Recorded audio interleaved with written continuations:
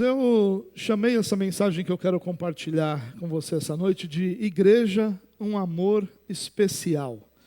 A igreja, ela produz em nós, naqueles que são cristãos, um amor diferente dos outros amores que nós temos. É claro que ele nunca vai se comparar ao amor que nós temos aos filhos, por exemplo. Talvez não se compare, para a maioria das pessoas, ao amor que nós temos pelo cônjuge. Mas ele também é muito diferente do amor que nós temos pela nossa vida profissional, por outras pessoas que fazem parte da nossa vida. Enfim, a igreja ela é um amor especial na vida do cristão. Ele não é um amor comum, ele não é o amor supremo, porque o amor supremo é o amor que nós temos pelo Senhor. Esse é o amor maior que nós devemos ter, mas ele também não é um amor comum. Aquele amor que nós vivemos sem, aquele amor que nós aprendemos a não ter. Ao contrário disso, ele é um amor especial que que se desenvolve em nossa vida ao longo da nossa jornada. E nesse texto que eu quero compartilhar com vocês, de Romanos capítulo 1, os versículos de 8 a 15, Paulo vai apresentar as suas intenções ou o desejo do seu coração em ir à igreja de Roma. Só lembrando aqui do contexto, bem rapidamente, a gente está aqui aproximadamente no ano 57, talvez 58. Paulo está provavelmente na Grécia, já maduro, já com um ministério mais desenvolvido. Ele já fez todas as suas 3 viagens missionárias que são apresentadas no livro de Atos.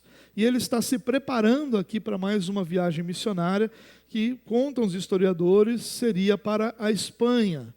E a intenção de Paulo é, indo à Espanha, passar pela Itália, passar por Roma e fazer de Roma, possivelmente, a sua base missionária para expandir o evangelho para aquela região da Europa. Lembrando que Paulo havia trabalhado o seu ministério essencialmente numa parte da Ásia e numa parte da Europa, mas agora ele está expandindo o seu ministério para terras mais longínquas. E por isso ele escreve aos Romanos. Paulo não fundou a igreja de Roma, nós não temos nenhuma prova de quem tenha fundado a igreja de Roma. Provavelmente foram ou cristãos que no momento do Pentecoste eram de Roma e estavam em Jerusalém, ou cristãos que durante as perseguições que aconteceram anteriormente foram a Roma. O fato é que havia uma igreja forte em Roma. Roma era, de todas as localidades do império, o local onde mais existiam judeus, ou seja, fora de Israel, era o lugar onde mais moravam e viviam judeus naquela época do império. Ou seja, era uma igreja que recebeu a mensagem, uma igreja já formada por gentios também, ou seja, por aqueles que não eram judeus de nascimento e que tinham judeus também. Enfim, era uma igreja que já estava caminhando e que Paulo gostaria muito de visitá-la, transformá-la possivelmente na sua base missionária e de fazer a partir dali outras viagens missionárias. O fato é que Paulo escreve aos Romanos, o maior tratado teológico que nós já tivemos em nossas mãos, um texto que é diferente de todos os outros de Paulo, porque aqui ele não está tratando de nenhum problema pontual da igreja, como ele faz quando escreve aos Coríntios, como ele faz quando escreve aos Gálatas, ou seja, em outras cartas, Paulo tratava de problemas pontuais dessas igrejas e dessas localidades. Aqui Paulo não está fazendo isso. Aqui Paulo está apresentando o seu evangelho para que a igreja de Roma julgasse se esse evangelho era digno de ser abraçado por eles e Paulo ser abraçado como missionário, possivelmente daquela igreja, para outras localidades. Nós compartilhamos de manhã os primeiros 7 versos, onde Paulo se apresenta e apresenta o evangelho. E agora eu quero ler com você a partir do verso 8 até o verso 15. O correto seria nós tratarmos do verso 8 até o verso 17, que é um mesmo texto.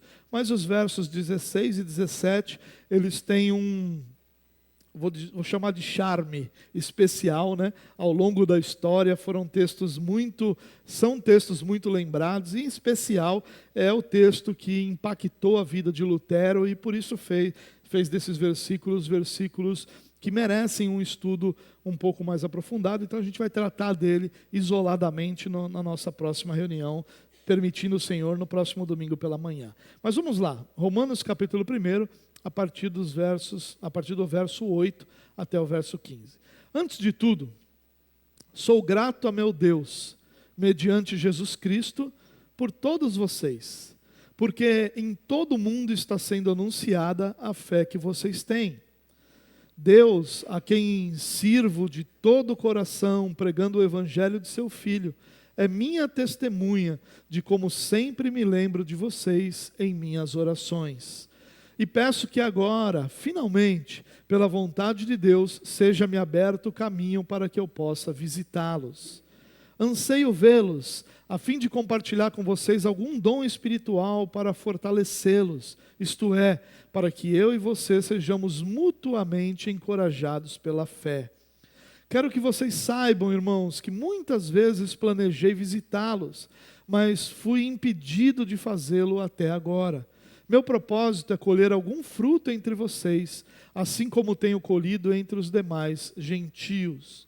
Sou devedor tanto a gregos como a bárbaros, tanto a sábios como a ignorantes. Por isso estou disposto a pregar o evangelho também a vocês que estão em Roma. Como eu disse, essa é uma parte da introdução. A introdução vai do primeiro verso até o verso 17, e aí a partir do 18 ele já começa a desenvolver aquilo que ele apresenta resumidamente nesses primeiros versos. Mas eu queria focar aqui em como Paulo ama a igreja, em quais são as características que nós vemos no apóstolo do seu amor pela igreja.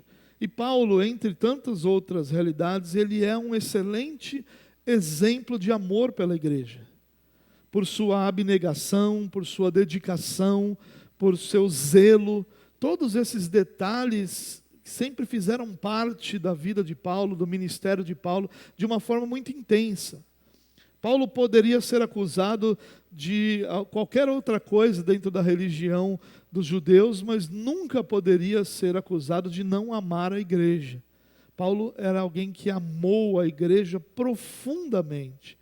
E é interessante que esse amor de Paulo fica evidenciado já na introdução dessa carta.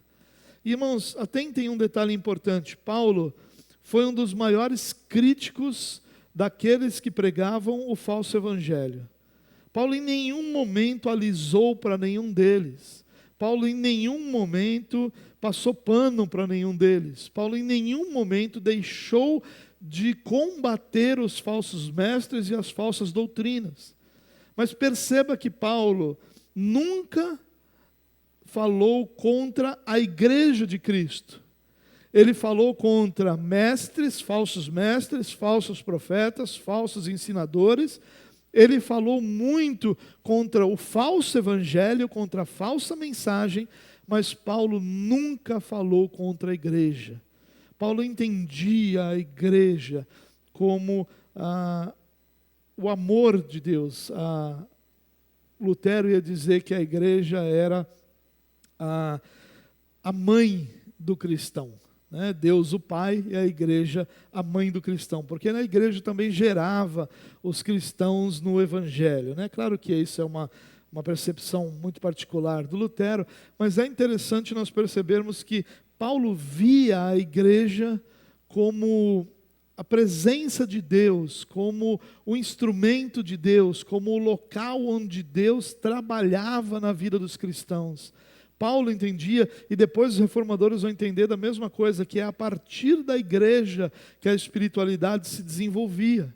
Não porque, como dizem os católicos, a igreja tem em si uma autoridade superior às escrituras. Não, mas porque a igreja é o local onde as escrituras são ensinadas, onde as escrituras são expostas, onde a vida cristã ela tem o seu ponto de partida.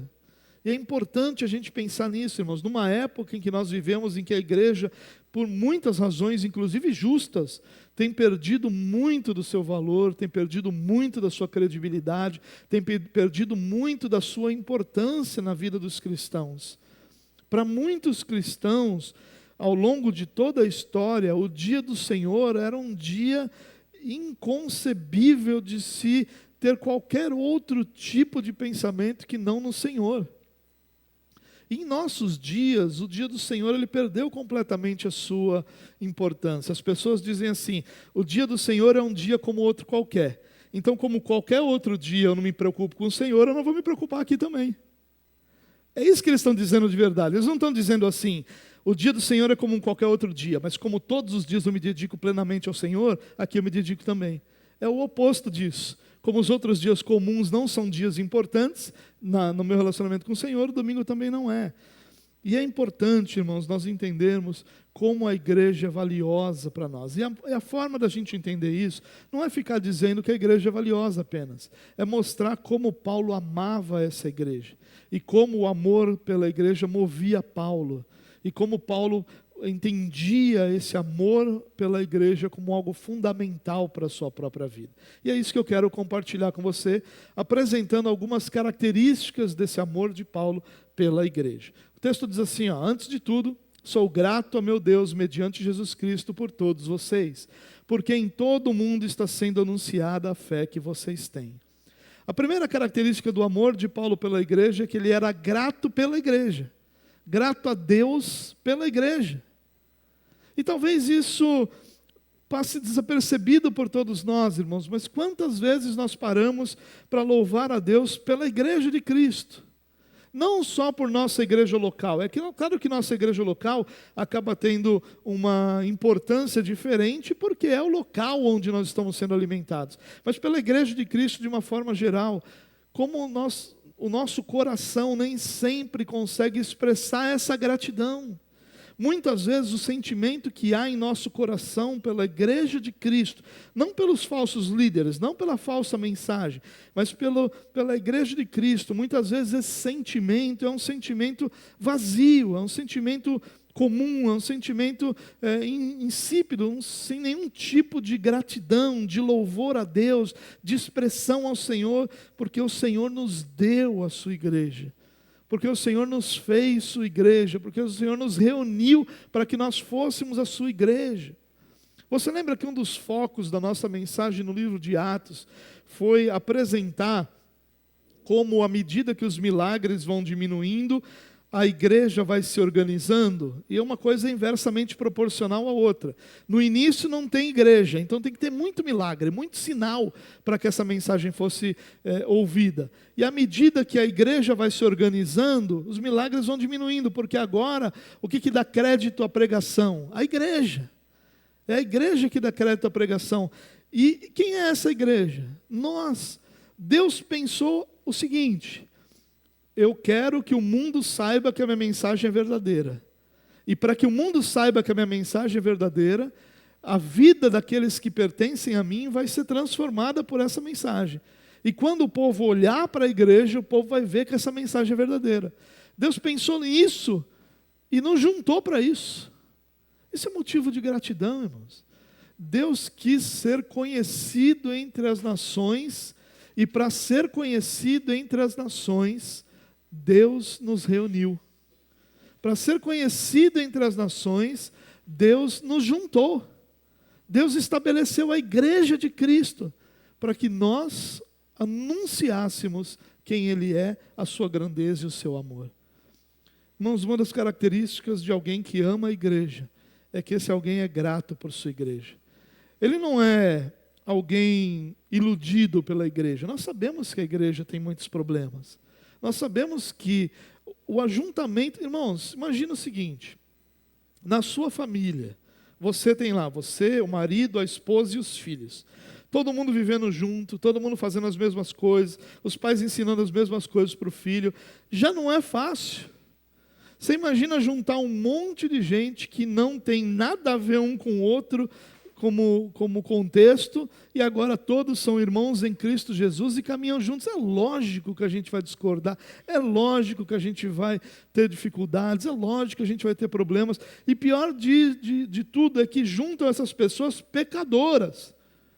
Deus não juntou anjos para fazer a igreja, Deus juntou um bando de pecadores, nós. E é claro que, como pecadores, muitas vezes nós cedemos à tentação de querer uma igreja que seja a nossa imagem e semelhança, não a imagem de Cristo, não segundo Cristo, mas a nossa imagem e semelhança. Uma igreja que faça as coisas que eu gosto, que tenha uma altura de som que eu gosto, uma igreja que toque a música que eu gosto, uma igreja que tenha a decoração que eu gosto. A gente às vezes cede a essa tentação de querer essas coisas, uma igreja segundo a minha imagem e semelhança. E por causa dessa realidade de termos limitações como igreja, de sermos pecadores, e ainda tem um monte de outros fatores sociais, econômicos, tudo isso influencia no que nós somos como igreja. E mesmo diante de tudo isso, nós somos inspirados por Paulo a sermos gratos a Deus pela igreja que o Senhor nos deu. Essa gratidão, irmãos, quando você é grato a alguma coisa, isso significa que você entendeu aquilo como bênção para a sua vida, aquilo como bom para a sua vida. Quando nós somos gratos a Deus, isso ajuda-nos a compreender o valor, a importância, a grandeza que a igreja tem na nossa vida. Então, a primeira característica de Paulo, do amor de Paulo pela igreja, é que ele é grato ao Senhor pela igreja de Cristo. Mas o texto continua com a segunda característica. O texto diz assim: Deus, a quem sirvo de todo o coração, pregando o evangelho de seu Filho, é minha testemunha de como sempre me lembro de vocês em minhas orações. A segunda característica do amor de Paulo pela igreja é que Paulo orava pela igreja de Cristo. É que Paulo, em suas orações, ele não gastava o tempo apenas orando por suas necessidades e pelos seus desejos, mas ele orava pela igreja de Cristo. Ele está dizendo aqui: Deus a quem eu sirvo, Deus a quem eu prego o evangelho, Ele é testemunha de que eu sempre me lembro de vocês em minhas orações. Alguém já disse certa vez que a maior prova de amor por alguém é você orar por essa pessoa. Muitas vezes nós ouvimos histórias de filhos cujos pais, em essencial a mãe, né, que tem muito mais esse direcionamento, pais que oraram pelos seus filhos por anos às vezes, enquanto seus filhos estavam perdidos em seus pecados e delitos, até que o Senhor os trouxe. Nós ouvimos histórias de esposas que oraram pelos maridos, de maridos que oraram pelas esposas, de filhos que oraram pela conversão dos seus pais. Isso é prova de amor. Nós oramos pela conversão de quem nós amamos.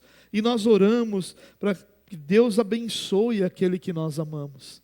Então, se você ama a sua família, você ora por ela. Você pode ter certeza que as pessoas que você ama fazem parte das suas orações. Então, é demonstração de amor orar pela igreja de Cristo. Sobre isso não tem muito o que a gente falar. A gente entende que a oração, a gente entende a importância dela, a gente entende que aprove a Deus governar o mundo, levando em consideração a oração dos seus filhos. Deus não precisava levar em consideração, Deus não precisa de conselhos, Deus não precisa que ninguém lhe diga o que fazer, Deus não tem nada que Ele não conheça, mas Ele decidiu governar o mundo levando em conta as orações dos seus filhos, dando ouvidos, inclinando seus ouvidos à oração do seu povo. E se nós amamos a igreja de Cristo, nós oramos pela igreja de Cristo. O texto continua dizendo: e peço que agora, finalmente, pela vontade de Deus, seja-me aberto o caminho para que eu possa visitá-los. Olha o que Paulo está dizendo. Ele vai depois continuar dizendo que ele tentou várias vezes e não conseguiu ir até lá. E ele está nos ensinando uma terceira lição de amor, que quem ama quer estar junto. Você já percebeu quando um casal começa a namorar? Acontece muito. Acontece pouco, mas é comum, né? Não acontece muito, mas todo dia a gente vê. O que acontece? O casal está lá. Estão os dois na igreja, felizes da vida, tem comunhão depois do culto, e ficam ali batendo papo, aí começam a namorar.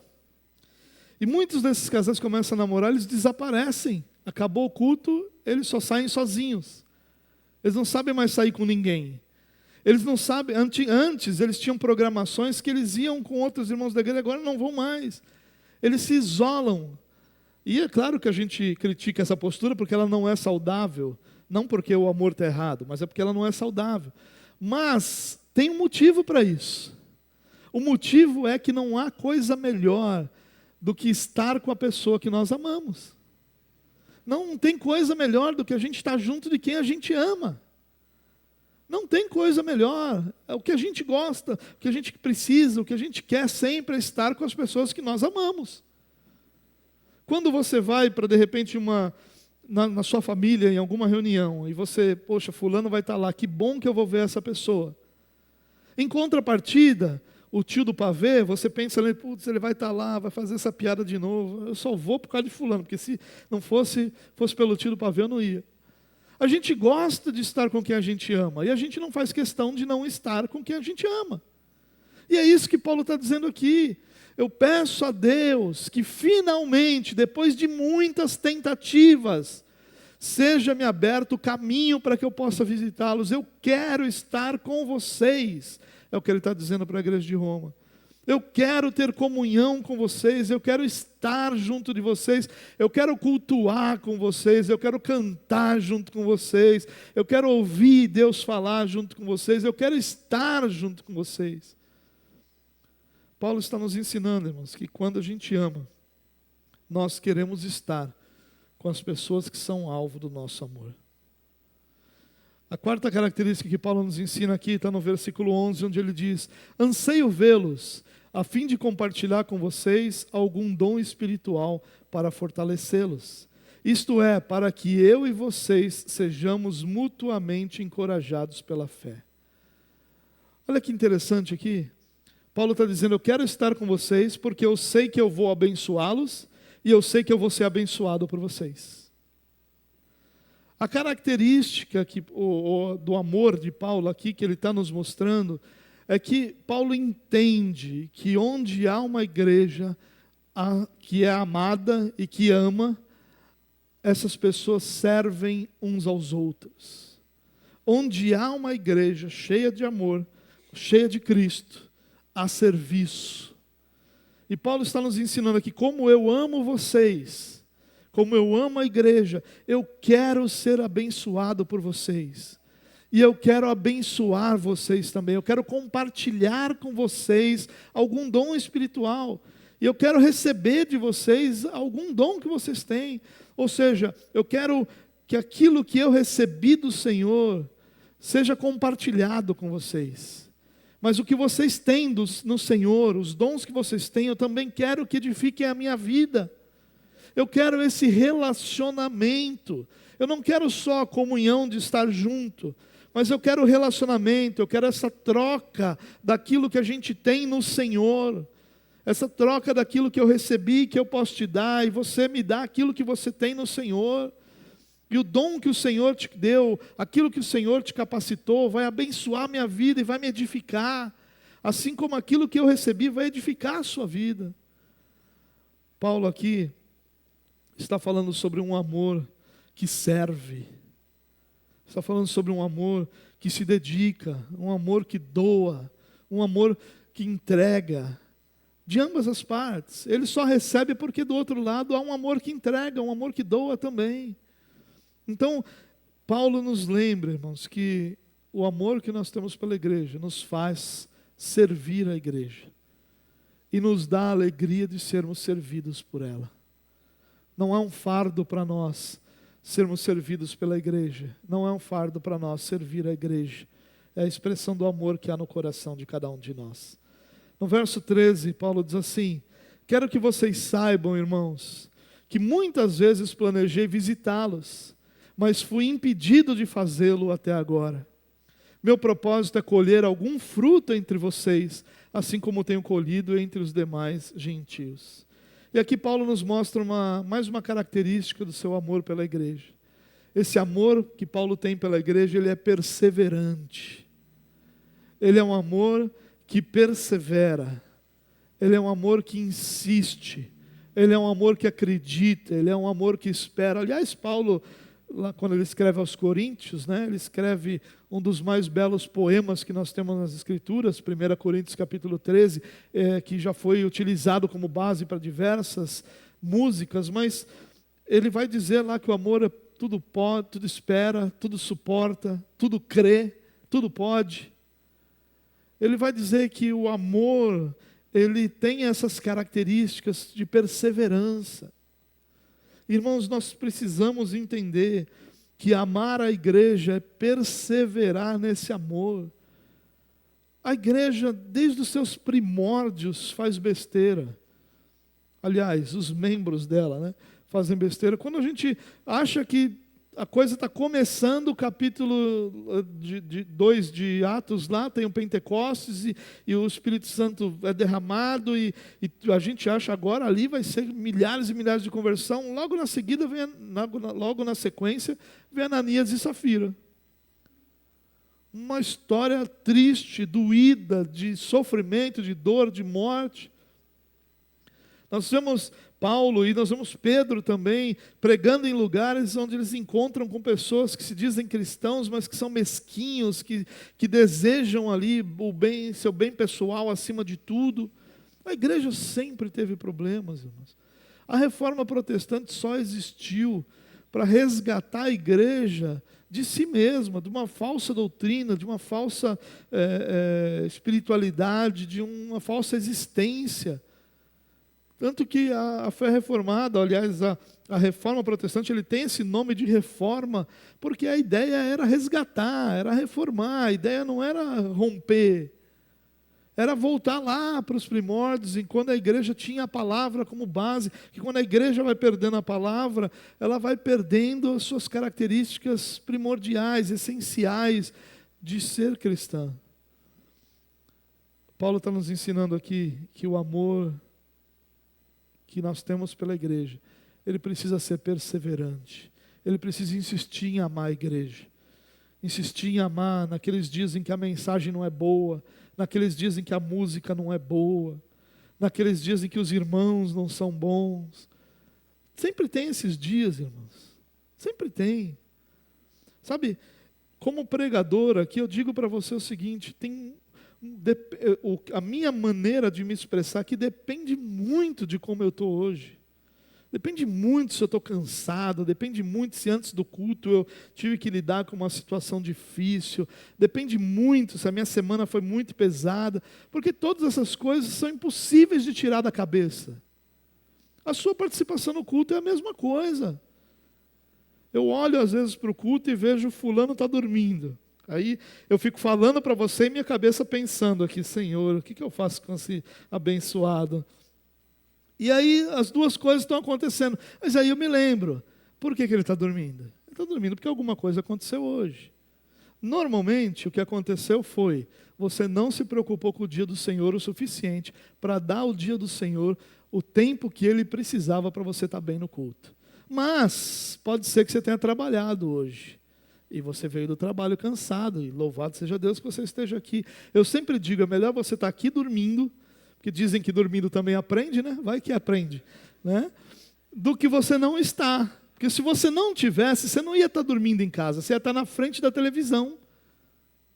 Você não ia estar dormindo. Então é melhor que esteja aqui. Vai que Deus te acorda ali naquela hora, né? Deus é especial, Ele faz coisas incríveis. Mas a grande realidade, irmãos, é que nem todos os dias que você vier aqui, a pregação vai ser boa. Vai ter dias que ela vai ser xoxinha. Vai ter dias que não importa quanta gente se esforça aqui, vai ter dias que você vai vir e vai dizer, meu Deus, Deus falou comigo. E aí a gente vai dizer, apesar de nós. Mas a grande realidade, irmãos, é que nem sempre a música vai estar boa. Vai ter o dia, cara, que não adianta, a pessoa só vai entrar no tom mó ruim. Não entra em outro tom, não adianta, vai cantar 50 músicas, 50 desafinadas. Vai acontecer. Vai ter dia que vai estar tudo ruim, tudo errado, vai ter dia, o ar-condicionado, a gente nem... Vai ter dia que o ar-condicionado vai funcionar, esse é o anormal aqui, né? Que é funcionar. No inverno assim ele fica bom, mas no verão... E aí a gente vem e soa. A última vez que um pastor veio visitar essa igreja, que ele passou mal de calor aqui. Falei para ele, emagrece que ajuda. Mas ele não quis ouvir isso, passou mal aqui. Acontece, irmãos. Nem sempre o culto vai bem. Nem sempre tudo acontece bem. Nem sempre as pessoas vão estar bem. Vai chegar um dia aqui que você vai, a pessoa vai te cumprimentar mais friamente, porque a cabeça dela está lá no problema dela. Vai acontecer. A gente precisa perseverar. O amor pela igreja é um amor que persevera. A gente sabe que Deus está moldando todo mundo, não sou só eu não, é você, cada um de nós. E como alguém que está sendo moldado, como alguém que está em tratamento, tem dias que nós estamos melhores, dias que nós estamos piores, dias que está doendo mais, dias que está doendo menos, dias que nós estamos livres de alguns sintomas, dias que sintomas se manifestam mais fortes. Isso é a realidade, isso é a vida. Ame a igreja, persevere pela igreja de Cristo. O versículo 14, Paulo diz: sou devedor, tanto a gregos como a bárbaros, tanto a sábios como a ignorantes. Por isso estou disposto a pregar o evangelho também a vocês que estão em Roma. Mas dentro do verso 14 aqui é interessante quando ele diz: sou devedor, tanto a gregos como a bárbaros, tanto a sábios como a ignorantes. E quando ele diz que é devedor aqui, ele não está dizendo que é devedor no sentido de que ele pessoalmente deve algo. Mas ele diz que é devedor no sentido de que Deus deu a ele alguma coisa que deve ser dada a eles. Por isso ele deve. Porque ele tem algo que deve ser entregue. E ele é devedor dessas pessoas. Porque ele recebeu algo do Senhor para dar. E olha que interessantíssimos. Essa característica do amor de Paulo é uma característica que é mais rara em nossos dias. Porque nós vivemos num mundo mais individualista. Num mundo menos coletivo, num mundo que se importa menos com o coletivo e que se importa muito mais com seus direitos individuais. Nós vivemos num momento onde aquilo que é pessoal é muito mais importante do que aquilo que é coletivo em muitos momentos. Mas aqui Paulo está dizendo: eu tenho uma dívida, porque eu recebi do Senhor o que eu tenho para dar. O amor pela igreja precisa ser um amor missionário. O amor pela igreja precisa ser um amor que nos leva a compartilhar da parte de Deus aquilo que nós recebemos, a entregar o que nós recebemos da parte de Deus. Esse amor de Paulo é um amor missionário, é um amor que não guarda o que recebeu do Senhor para si, mas que compartilha, que reparte o que tem, não em termos de bens, mas em termos espirituais, que é o que Paulo está falando aqui. Eu sou devedor, eu recebi do Senhor uma mensagem e uma missão, por isso eu vou compartilhá-la. Meu amor é missionário. Meu amor não é um amor que fica estacionado naquilo que vive, satisfeito naquilo que vive, feliz com a possibilidade das tendas, para que a gente fique ali para sempre, como os apóstolos sugeriram a Jesus. Senhor, está muito bom aqui, vamos fazer 3 tendas aqui, vamos ficar aqui para sempre, porque está muito bom.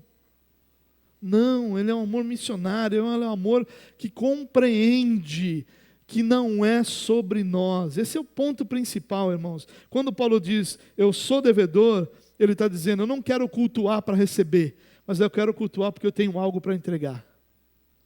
Eu sei que eu vou receber, Paulo diz, a gente vai mutuamente ser edificado. Eu vou receber da sua parte algum dom também. Mas, quando eu me reúno para entregar. Eu entrego o meu louvor a Deus, eu entrego minha adoração ao Senhor, eu entrego meus dons aos meus irmãos, eu entrego o meu serviço à minha igreja. O culto não é para que eu goste, queira, fique satisfeito, mas o culto é para que eu sirva.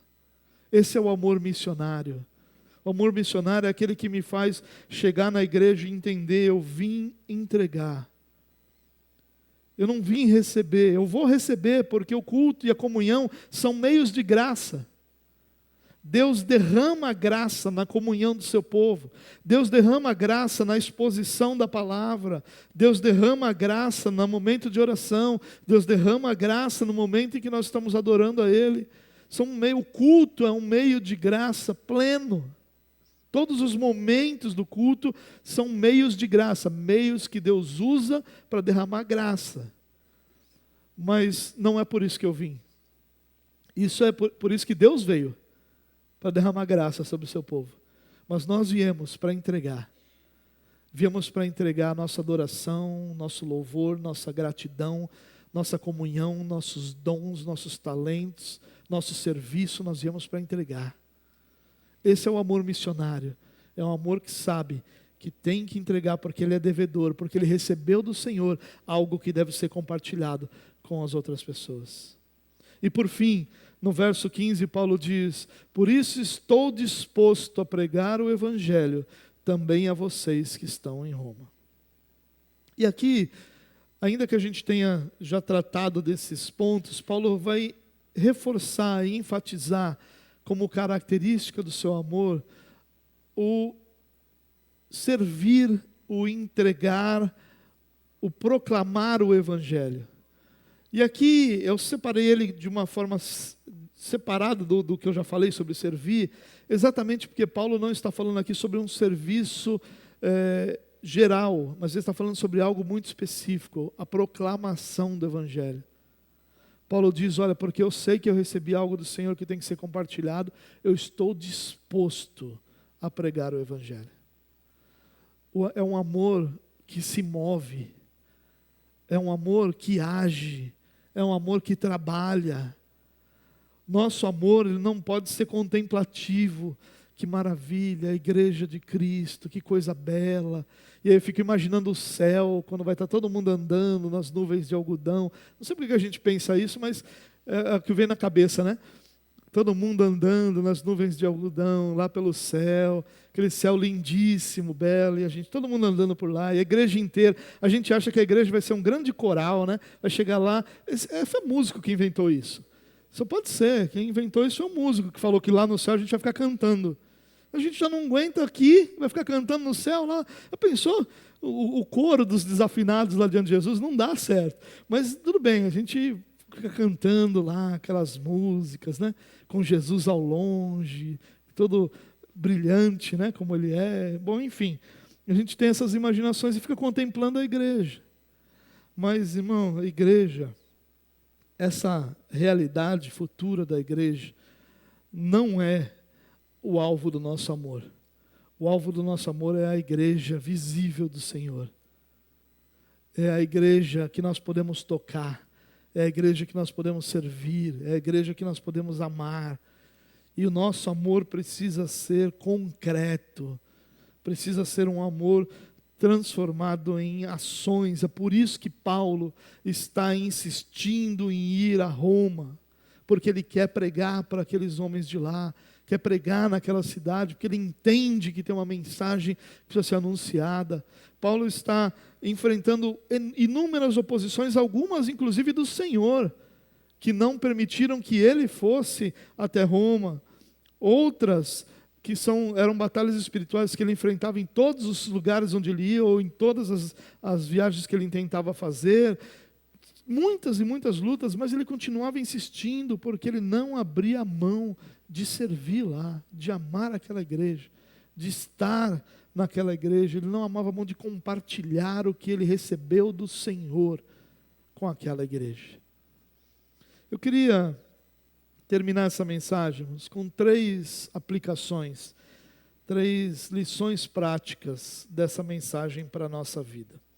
A primeira delas, já mencionei todas elas de forma superficial, mas a primeira delas é que é impossível amar a Cristo sem amar sua igreja. Nós vivemos um momento, uma época hoje, irmãos, onde existem muitos que são chamados desigrejados. E honestamente eu entendo muito bem essas pessoas, porque em muitos momentos da minha vida e da minha história de igreja, eu me senti tão mal dentro da igreja, que eu achava que fora dela era melhor. E muitas vezes a gente olha e diz assim, não, o problema da igreja são as pessoas, o resto é legal. Né? Então eu não vou estar com as pessoas, eu não vou ter os problemas que a igreja tem. E aí eu acredito que estar em casa, e o nosso tempo propicia isso de uma forma muito positiva, né? A gente tem, você não é obrigado, você está aqui hoje, você não tem opção, você só pode assistir eu. Não tem outro para você assistir hoje. Mas se você estiver em casa, você vai colocar no Hernandes, no Augustus, no Emílio. Ah, tá ruim esse, vou para esse. Você só assiste filé, mano. O seu jantar é só filé mignon, né? Não tem costela também, igual aqui de vez em quando tem. Colchão duro, essas coisas não tem. Só vai ter filezinho, molho madeira. As melhores. E aí a gente olha isso e fala, não, pô, como é que eu posso dizer que isso não está bom? Eu tenho a melhor pregação diante de mim, as melhores músicas, eu posso ir assistir o culto das melhores igrejas, com instrumentos, equipamentos e equipes que são de outro nível. E eu olho para aquilo e falo, não, não pode estar errado. Deus está proporcionando isso. Só que a gente esquece um ponto fundamental, irmãos. Meios de graça são aquelas realidades em que Deus manifesta sua graça diante do seu povo, derrama a graça no seu povo. E o culto, a comunhão dos crentes, é um dos meios de graça. Você lembra que a igreja primitiva perseverava em algumas coisas? Na oração, no partir do pão, na doutrina dos apóstolos e na comunhão. A comunhão, ela tem um efeito espiritual que muitas vezes não é enxergado por nós, que a gente não percebe, porque a maioria das vezes a gente mesmo está fora dessa comunhão, a gente se fecha nela, não se entrega a ela. Mas a grande realidade, irmãos, é que quando nós nos juntamos aqui, Deus está conosco e Deus está se manifestando em nosso meio. Sozinho eu não sou igreja, porque a igreja requer comunidade, requer que haja um grupo. Jesus vai chamar de 2 ou 3, né? Mas é claro que o que ele está dizendo ali não é literalmente só 2 ou 3. Ele está falando sobre grupo, comunhão, sobre pessoas juntas. Claro que se estiverem 2 no nome do Senhor, o Senhor está também, se estiverem cultuando ao Senhor. Mas online não é culto, irmão. Online é transmissão. Online é registro. O que a gente experimenta numa comunhão física não existe em nenhum outro lugar. E eu tenho aprendido isso, é impossível amar a Cristo sem amar sua igreja. É impossível que eu diga que eu amo a Cristo menosprezando a sua igreja, menosprezando o local onde Deus se manifesta, o local que Deus usa para edificar seu povo, para transformar seu povo, para direcionar seu povo. Talvez você não perceba, irmãos, mas cada mensagem pregada aqui direciona a sua vida. Talvez direcione mais a uns do que a outros, porque de repente você tem mais experiência, mais conteúdo, mais bagagem, e o que a gente fala aqui talvez não tenha tanta coisa a mais daquilo que você já pensa. Mas de qualquer forma te direciona. Outros mais novos na fé, com menos conhecimento na fé, conseguem receber um conteúdo maior e conseguem ter um direcionamento maior, mas a verdade é que eu nunca ouvi uma pregação bíblica que não direcionasse minha vida. A gente talvez não assuma, a gente talvez não pense nisso, mas muito do que você é hoje é fruto das mensagens que você ouviu ao longo da sua vida. É por isso que é tão difícil abandonar a religiosidade. Porque às vezes a gente fica tanto tempo em mensagens que não são bíblicas, que são religiosas, que nós criamos até um linguajar com relação a isso, e abandonar isso é muito difícil. É muito difícil a gente se adaptar a um outro modelo. É muito difícil. Nós tivemos dezenas de irmãos que se juntaram à nossa igreja e não conseguiram se adaptar, porque a realidade deles era uma realidade de agito. E aí eu não consigo cantar sem bater palma. Eu não consigo cantar sem levantar as mãos. Aí você olha para o Caio está assim, cantando ao Senhor. E aí você diz, eu não consigo. Muita gente não se adapta. Muita gente tem dificuldade, é verdade. Porém, irmãos, entenda o que eu quero dizer para você. Quando nós amamos a Cristo, nós amamos a igreja. E quando nós amamos a igreja, essas características do amor fazem parte do nosso amor. E aí a gente vai aprendendo a perseverar, vai aprendendo a servir, vai aprendendo a estar juntos. E aí você vai olhar e vai ver que tem um monte de irmãos que cultuam da mesma forma. outros que têm outro tipo de expressão e está tudo bem. O importante, irmãos, é que a gente olhe para a igreja com o amor que ela deve ter. Não a igreja local, de novo, hein? A igreja de Cristo de uma forma mais ampla. Com o amor que ela deve receber. Ela é meio de graça de Deus. Ela é instrumento de Deus para que Deus derrame graça entre o seu povo. A segunda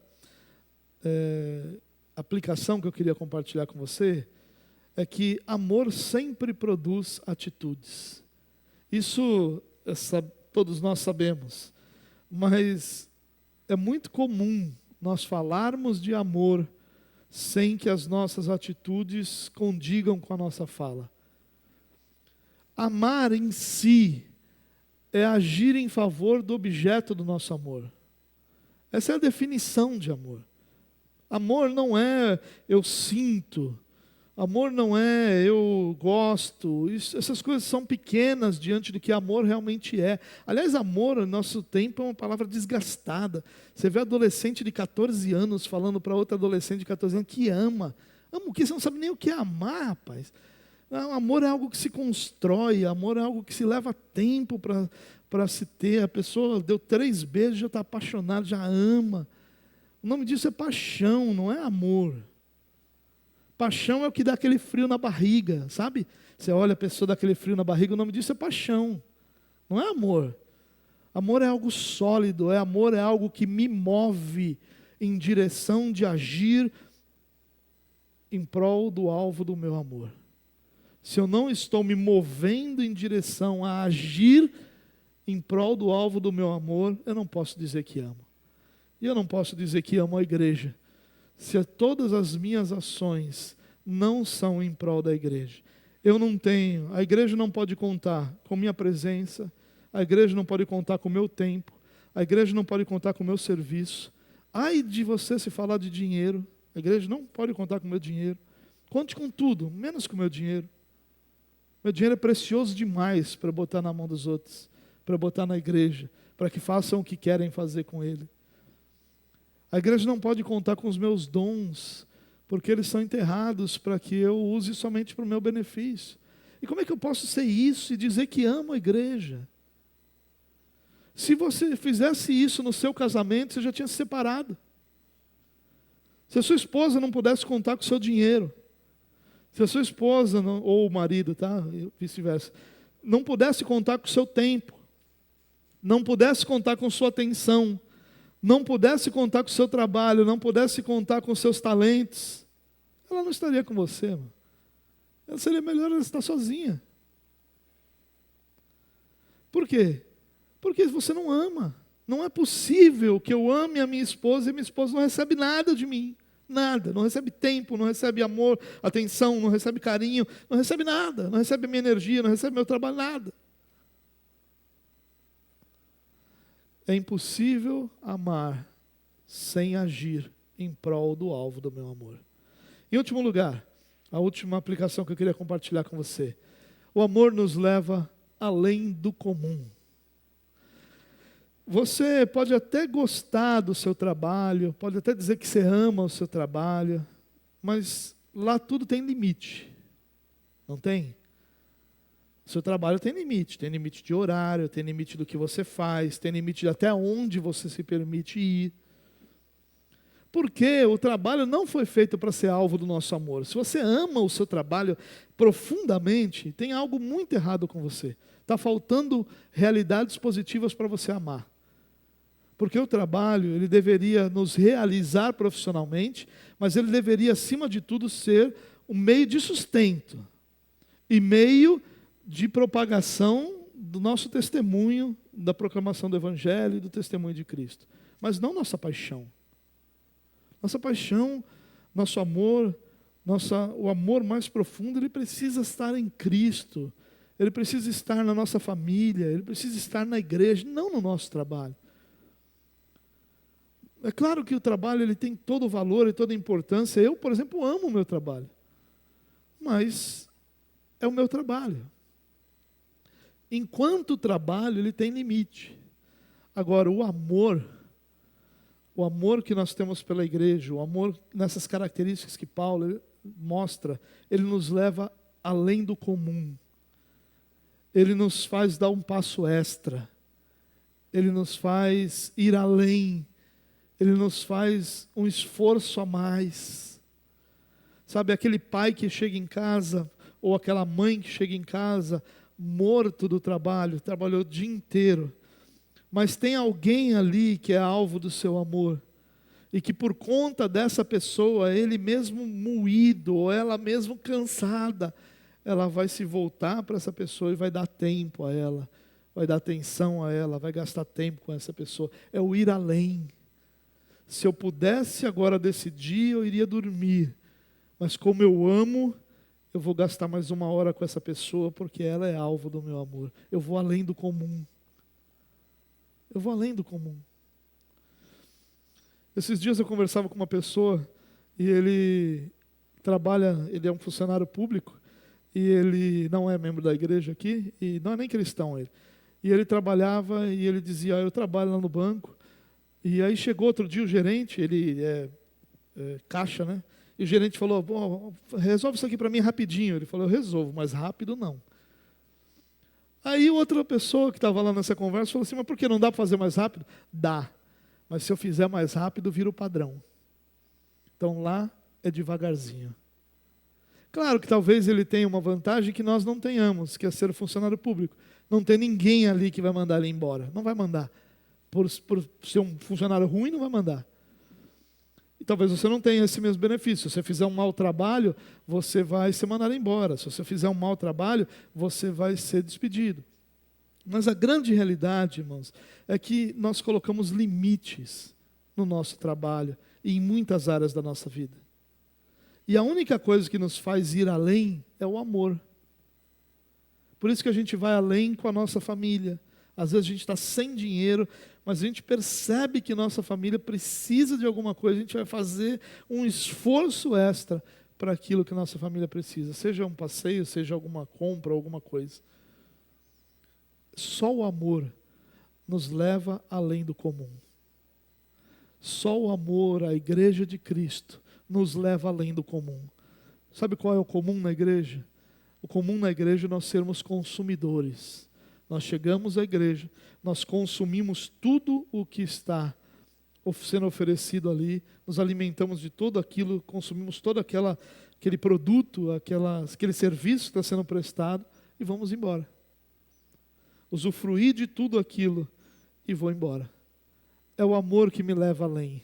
É o amor que me faz chegar 15 minutos antes para ter comunhão com os meus irmãos. É o amor que me faz ficar 15 minutos depois para ter comunhão com os meus irmãos. É o amor que me faz me colocar à disposição para servir a igreja nas suas necessidades. É o amor que faz com que, mesmo apertado financeiramente, eu contribua com a igreja, porque a igreja precisa ter os seus projetos desenvolvidos e suas contas pagas.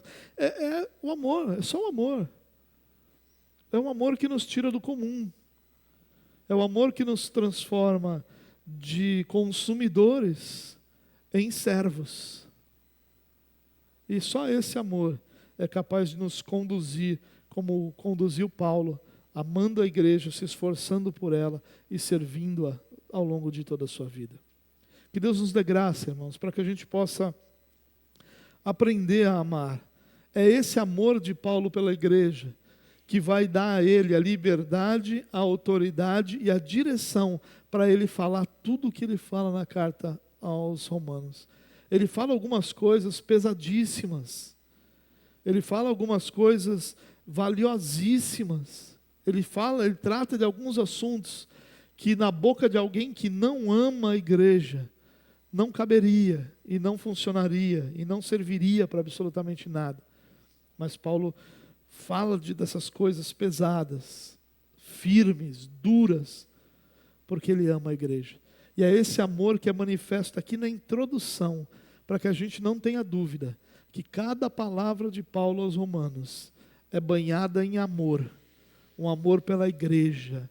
Ele não tem outra agenda, ele não tem outro motivo, ele não tem outro desejo, senão que a igreja seja abençoada, edificada, e que Cristo seja glorificado através da vida da igreja. Vamos orar? Pai, nós te louvamos pelo privilégio que nós temos de, como cristãos, nos reunirmos em comunidade. Te louvamos pelo privilégio que temos de cultuar ao Senhor numa noite como essa. Pelo privilégio que temos de exaltar o Teu nome, de ouvir a Tua palavra, de recebermos do Senhor tudo que o Senhor preparou para nós, de louvarmos a Ti, cantarmos as Tuas grandezas e bondade. Tantos momentos especiais o Senhor nos deu essa noite, nós Te louvamos por isso, Pai. E pedimos que o Senhor nos abençoe, que o Senhor faça desse amor pela igreja o nosso alvo e desafio, que nós assumamos esse amor que há em nosso coração pela igreja e que possamos desenvolvê-lo através da nossa vida diariamente, servindo a igreja, amando a igreja, se dispondo à igreja. Que o Senhor nos dê, Deus, uma semana abençoada, uma semana repleta da Tua graça e bondade. Que o amor do nosso Deus e Pai, a graça do nosso Senhor e Salvador Jesus Cristo e as doces consolações do Espírito Santo de Deus sejam com todo o seu povo hoje e para sempre. Amém. Amém. Querido,